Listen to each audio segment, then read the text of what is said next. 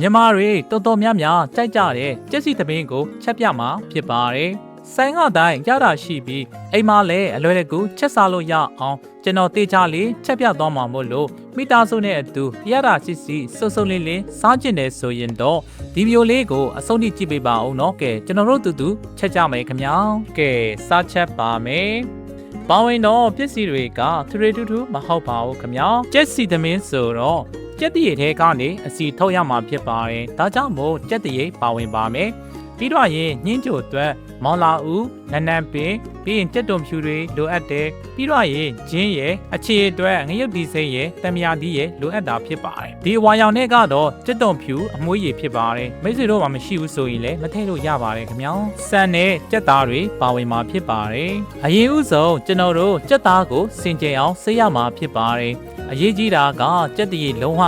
မလွှတ်ပစ်ပါနဲ့ခင်ဗျာကြက်တရေကိုလည်းစင်ကြယ်အောင်ဆေးပေးပါခင်ဗျာမိတ်ဆွေကအညီနဲ့နေမထွက်ချင်ဘူးဆိုရင်စနစ်မုတ်ထည့်ပြီးတော့ဆေးပေးလို့ရပါတယ်ခင်ဗျာကဲဒါဆိုရင်ကျွန်တော်တို့စပြီးတော့ကြက်သားကိုအရင်ပြုတ်ပါမယ်ကဲအခုဆိုရင်စပြီးတော့ချက်လို့ရပါပြီအိုးထဲမှာရေနှဲငယ်ထည့်လိုက်ပါခဏကြော်ပြောခဲ့တဲ့အမွှေးရည်ကြက်တုံဖြူအရေးထည့်ပါမရှိရင်လည်းမထည့်လို့ရပါတယ်အမွှေးကြံနေနေနဲ့နန်းနန်းမြေချင်းငရုတ်ကောင်ထောင်းထားတာထည့်ပေးလိုက်ပါခင်ဗျာပြီးရင်တော့ကြက်သားသုံးလေးတွေထည့်ပေးလိုက်ပါကြက်သားကိုကြက်အောင်ပြုတ်ရမှာဖြစ်ပါတယ်ကြက်သားပြုတ်တဲ့ရေနဲ့ပဲကြက်စီသမင်းကိုချက်မှာဖြစ်ပါတယ်ကဲကျတို့ကြက်သားပြုတ်တဲ့ချိန်မှာအချင်းရည်ဆက်ပါမယ်အချင်းရည်ဆက်ရင်ပါဝင်တဲ့ပစ္စည်းတွေကအရန်လွယ်ပါတယ်ငရုတ်တီစိန်ကြက်သွန်ဖြူဂျင်းနဲ့ငယ်ရဲ့ပြီးွားရင်နန်းနန်းပင်ရဲ့ထည့်ပေးရမှာဖြစ်ပါတယ်ခညက်နဲ့ငယ်ရဲ့ပဲငပိရဲ့ပဲငပိမရှိဘူးဆိုရင်လည်းမထည့်လို့ရပါတယ်အချုံမုတ်နဲ့ငယ်နဲ့ပဲငပြရည်ကြီးထည့်ပေးရမှာဖြစ်ပါတယ်တမယရည်ပါညှက်ထည့်ပေးလိုက်ပါပြီးတော့ရေနဲ့ငယ်ထည့်ပြီးတော့အသားမုတ်အနှဲငယ်ထည့်ပြီးတော့ကြိတ်လိုက်ပါကြက်သားပြုတ်ထားတာမကြခင်မှာကြက်ပါတော့မယ်မကြက်ခင်မှာအရသာသွန်းအနှဲငယ်ထည့်ရမှာဖြစ်ပါတယ်အသားမုတ်နှဲငယ်နဲ့ပဲငပြရဲ့အကြည့်နှဲငယ်ထည့်ပေးလိုက်ပါခင်ဗျာကဲကြက်သားတွေကြက်ပြီးဆိုတော့ခဏဆယ်ထုတ်လိုက်ပါမယ်ကြက်သားပြုတ်ရည်နဲ့ကြက်စီသမင်းကိုချက်ပါမယ်ပိုးတဲ့ကြက်သားပြုတ်ရည်ကိုတော့ညှင်းကြိုချက်မှာဖြစ်ပါတယ်ကြော့ကကြက်စီသမင်းတွေကြက်သားပြုတ်ရည်နှဲငယ်ကိုဖယ်ထားပြီးတော့ညှင်းကြိုတစ်ခါတည်းချက်လိုက်ပါမယ်ခင်ဗျာ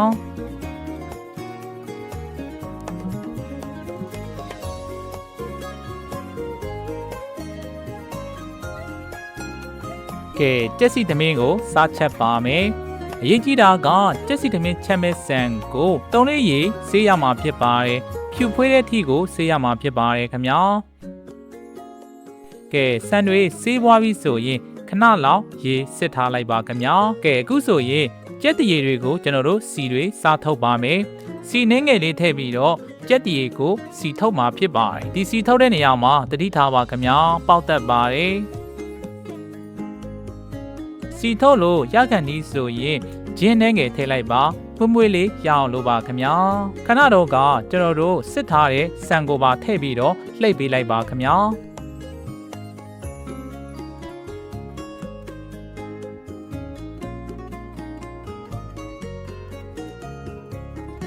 အနှဲငယ်လှိပ်ပွားပြီးဆိုရင်တော့ပဲငံပြရည်ကြီးစားနှဲငယ်ထည့်ပြီးတော့ထပ်လှိပ်ပေးရမှာဖြစ်ပါတယ်မီးအေးနဲ့ပဲလှိပ်ပါခင်ဗျာပေါက်မှဆိုလို့ပါကဲလှိပ်ပွားပြီးဆိုရင်တော့စားချက်ပါမယ်ကြက်တီဖက်တွေကိုဖယ်ပေးရမှာဖြစ်ပါတယ်ခဏကဖယ်ထားတဲ့ကြက်ပြုတ်ရည်ကိုထည့်ပြီးတော့ချက်လို့ရပါပြီခင်ဗျာ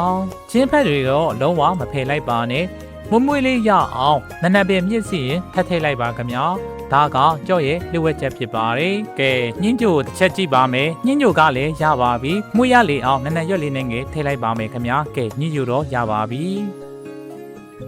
ကဲကြက်သားကိုကျွန်တော်ဒီတိုင်းအဖြူကျွန်တော်မကြိုက်ပါဘူးဒါကြောင့်တင်းတင်းလေးဖြစ်အောင်အနှဲငယ်ဘယ်ညာလှိပ်ပေးမှာဖြစ်ပါတယ်ကဲအခုဆိုရင်တော့တကယ်ကိုဆိုင်လက်ရအတိုင်းမှုေးပြက်နေတဲ့ကြက်စီတမင်းအစုံလေးရပါပြီမိသားစုနဲ့သူအေးစစ်စစ်ဆွဆွလင်းလင်းစားဖို့အတွက်တကယ်ကိုအဆင်ပြေတဲ့ကြက်စီသမင်းပါပဲဒီဗီဒီယိုလေးကိုကြမ်းနေတတ်တယ်ဆိုရင် like share follower နှိပ်ဖို့မမေ့ပါနဲ့အောင်မိတ်ဆွေတို့ရဲ့ like တစ်ချက် follower တစ်ချက်ကကျွန်တော်တို့အားစေးတစ်ခွက်ဖြစ်နေလို့ပါနောက်ထပ်ဗီဒီယိုအသစ်တွေထပ်တင်နိုင်အောင်လို့ follower လေးနှိပ်ခဲ့ပေးပါအောင်ခင်ဗျာကျုံမိတ်ဆွေတွေကြမ်းကြမ်းမာမာချစ်ချမ်းသာနဲ့ဝဝလေးလေးစားနိုင်ကြပါစေခင်ဗျာ